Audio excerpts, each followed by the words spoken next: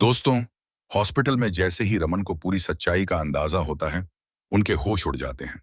वह गुस्से से इशिता पर बरस पड़ते हैं और कहते हैं, तुम यहां आखिर करने क्या आई थी?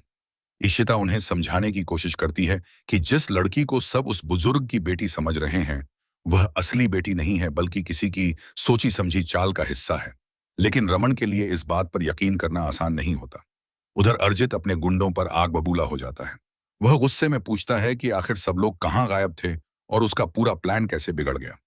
तभी एक गुंडा उसके सामने एक पैकेट लेकर आता है। अर्जित समझता है कि शायद कोई जरूरी सामान होगा। अब आप बताया लेकिन जब पता चलता है कि उसमें सिर्फ लाई भुजा है तो उसका गुस्सा 7वें आसमान पर पहुंच जाता है। वह पैकेट फेंक देता है और अपने आदमियों को जमकर डांटता है। इसी बीच पूरे भल्ला परिवार की चिंता बढ़ती जा रही होती है।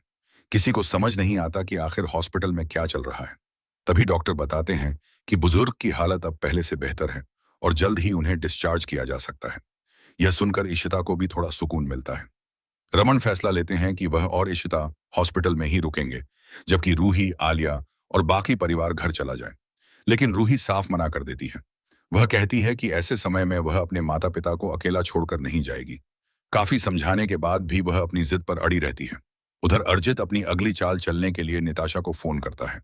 वह उसे समझाता है कि अगर उसका प्लान सफल करना है तो उसे उस बुजुर्ग की बेटी बनकर पूरा ड्रामा निभाना होगा।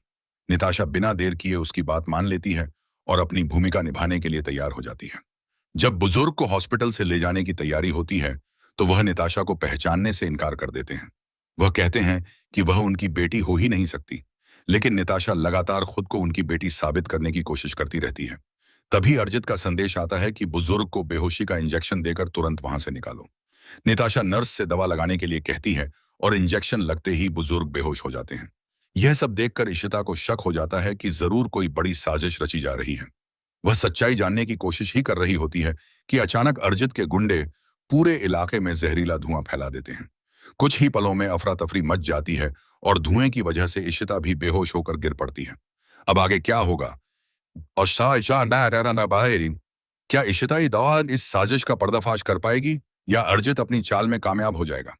जानने के लिए वीडियो के साथ आखिर तक बने रहिए।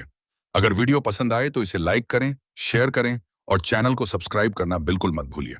मिलते हैं अगली शानदार वीडियो में। साल को और सहायता। धन्यवाद।